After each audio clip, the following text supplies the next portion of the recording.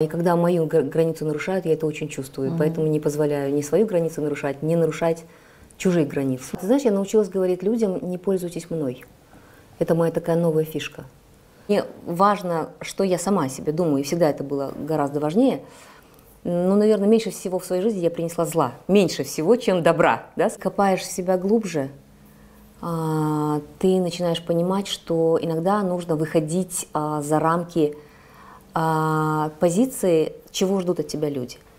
То есть, если кто-то нарушает мою границу, очень нетактично, очень неинтеллигентно, я молча стою и ухожу. Мне это не нравится.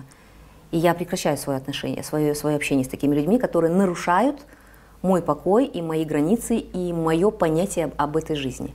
Знаешь, что самое главное? Я никогда не занималась самоедством. То есть я никогда не говорила: ой, Баян, ты так вот сделала, потому что ты плохая. А вот я во всем виновата ты, во всем виновата ты. У тебя не получается, потому что ты вот недостаточно умна, недостаточно хороша, недостаточно... Вот этого во мне вообще никогда нет. Я ко всему отношусь гораздо легче, чем многие другие. И ты об этом знаешь. И мой сон всегда был спокоен. Я эти деньги не украла. Да, я попала, да, я должна, да, я заработаю. Я их заработала, я их отдала через 2 года. А вот если бы я начала заниматься самоедством, если бы я начала себя винить, какая ты дура, как ты на это пошла, почему ты так рискуешь, это бы отразилось прежде всего на моей психике, а значит, на моем здоровье. Я всегда подсознательно это знала. Всегда я это знала подсознательно. Что мне будет от этого только хуже. И, наверное, первое, за что мне нравится свой подход к своей жизни, я не самоедка, я не самодурка. Я не люблю сплетен, я не люблю вмешиваться в чужую жизнь, я не люблю осуждать других людей, потому что не люблю, когда осуждают тебя. Ну вот эта фраза «относись к людям так, как ты хочешь, чтобы относились к тебе», она полностью работает на мне. Я не люблю никаких осуждений. Когда даже мы сидим и сплетничаем, я всегда говорю: девочки, прекратите сплетни, да? Прекратите сплетни, не надо осуждать. И поэтому ты вот, когда моя дочь ко мне приходит и говорит: мам, я вот так сделала, я тебе говорю: ничего страшного, это урок. И осуждать — это самое страшное, мне кажется. И я не люблю, когда меня осуждают, потому что никто не проживет мою жизнь, и я ничью жизнь не проживу. И всегда вот эти вещи какие-то фундаментальные, конечно, я знала. Но когда ты уходишь в проработку себя, и ты еще глубже копаешь, то ты эти вещи просто считываешь вот так. И ты видишь какую-то ситуацию в жизни, и ты говоришь: ну, это влияет на твой сюжет жизни? Вот лично на твой сюжет жизни это не влияет, значит, тебе это не надо. Выбрось это. Я выбрасываю это. Я не могу спасти весь мир, всех животных и все проблемы. Пойдем мы будем переживать. Я не хочу тратить свою энергию на чужую боль. Я свою энергию трачу на себя и на свою семью. Мне важно обнять тебя, помочь маме, поговорить с ней, сходить к сестре.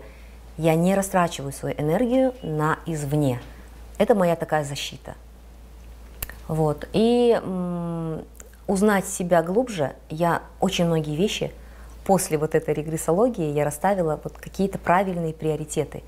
Первое: если это не влияет на сюжет моей жизни, меня это не касается. Это моя чистая защита. Если раньше я нервничала, это не так, то не так, это почему они так себя ведут. А почему они так себя ведут? Потому что они так воспитаны, не мною. Я к этому отношения не имею. Я больше не хочу воспитывать чужих детей, да, которых я воспитывала много времени, и кто-то взял хорошее, кто-то не взял. Но я понимаю, что только мать и отец могут воспитать своего ребенка. Только они.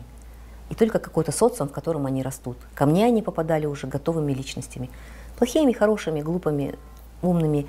Я тогда хотела спасти всех, помочь всем, всех раскрыть. И так далее. И ты мне сказала: хватит себя есть, хватит себя обвинять. Ты сказала: твои дети будут гордиться тем, кто ты есть, а не тем, что ты им попу мыла. Если ты можешь эти моменты делегировать, делегируй, и не чувствуй себя плохой за это. Я никогда не была такой сумасшедшей мамой, как ты. Я вышла на работу, когда тебе был месяцев 9. И у меня никакого чувства вины не было. Вот поверь мне. Я просто пошла на работу, потому что я понимала, что я саму себя съем. У меня дома была абсолютная чистота. У меня дома все было готово всегда. Я все успевала делать. И вот иногда прихожу домой, да, вот к молодым мамам, у них бардак страшный.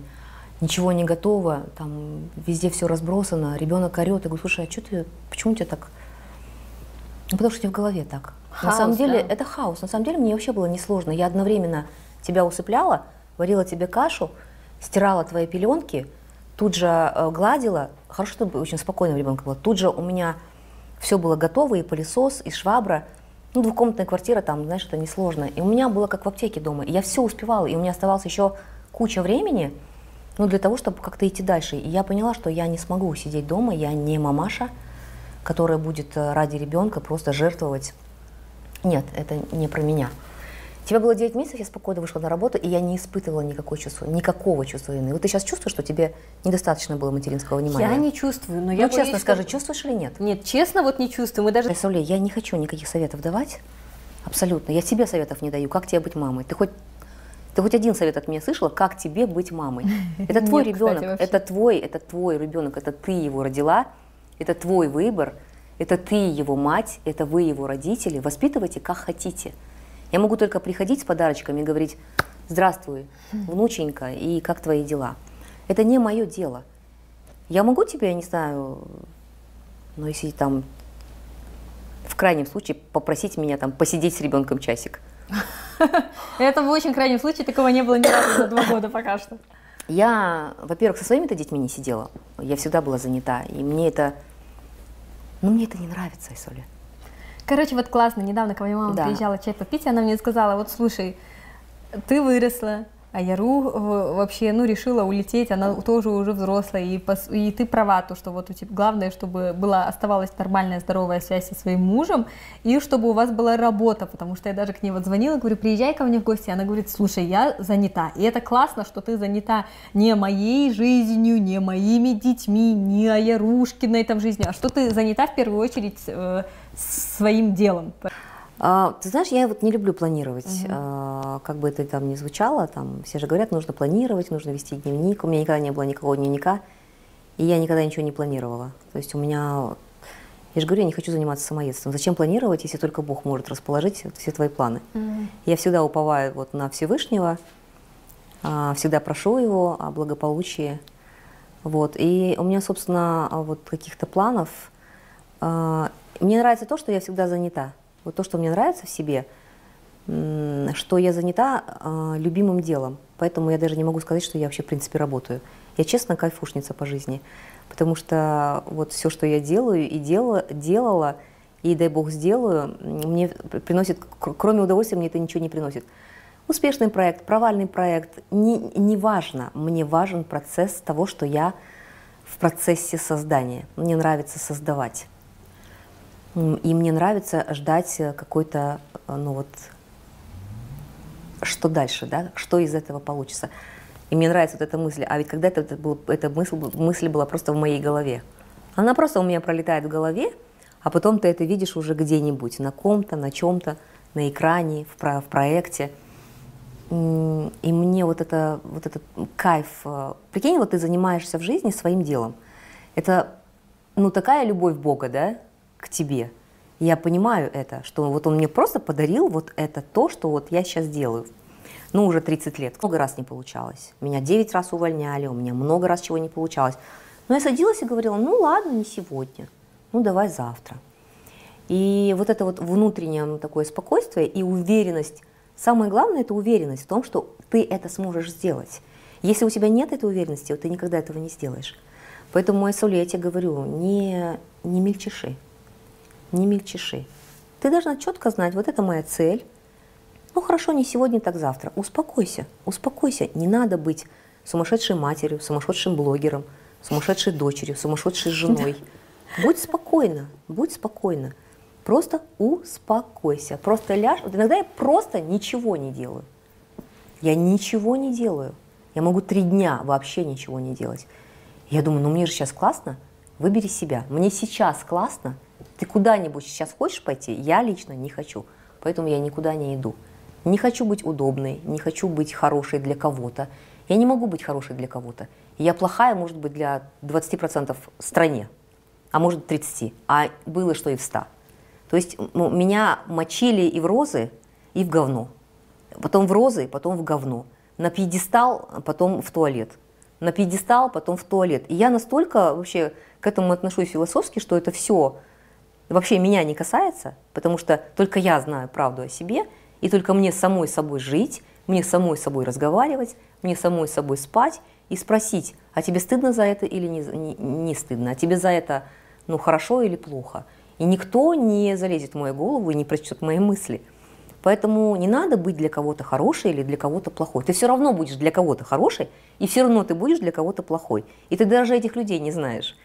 И вот когда мне говорят, как вы вот так вот живете, у вас там столько хейта или столько похвалы, а я принимаю это, как будто меня это не касается вообще. Потому что это не я, никто меня не знает. Только ты меня знаешь и мое ближайшее окружение. Поэтому относись к этому, вообще ко всему философии. Всем наплевать на самом деле. Новость живет 3 дня. Когда что-то случается, я как ньюсмейкер, ко мне звонят, говорят, Баян, как вы пережили вот эту новость в своей жизни? Я говорю, ребята, новость живет 3 дня. Поэтому не надо стараться выйти из себя. Ты не сможешь прыгнуть выше своей головы никогда. И не надо этого делать. Просто будь в балансе. Если это не двигает сюжет твоей жизни, не надо вмешивать это в твою жизнь. Вот и все.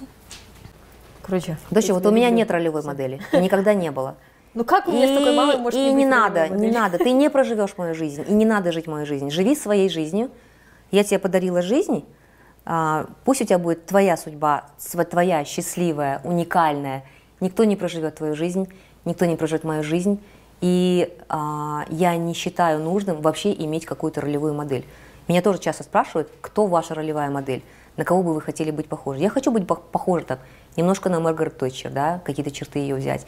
Я хочу быть там, не знаю, немножко там, матерью Терезой, там, немножко, да. Я хочу быть немножко там, моим любимым журналистом американской, самой Опрой Уинфри. Немного по чуть-чуть, потому что мне не может нравиться все в той, в третьей или в четвертой. Мне нравится вот стальной характер Маргарет, там, да, доброта, милосердие матери Терезы. Немножко по чуть-чуть. Но ролевая модель – это так глупо. Ты же не можешь быть мной, так же, как и я не могу быть кем-то другим.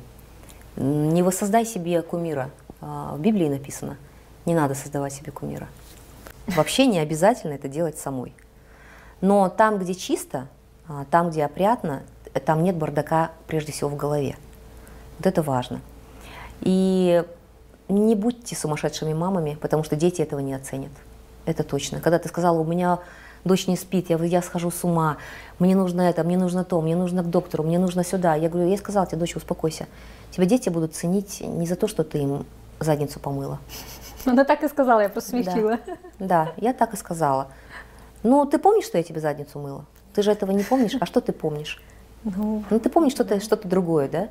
И тебе есть о чем со мной поговорить всегда. Вот это же важно. А если ты будешь вот сейчас просто утопать в пеленках, ты сама себя потеряешь прежде всего.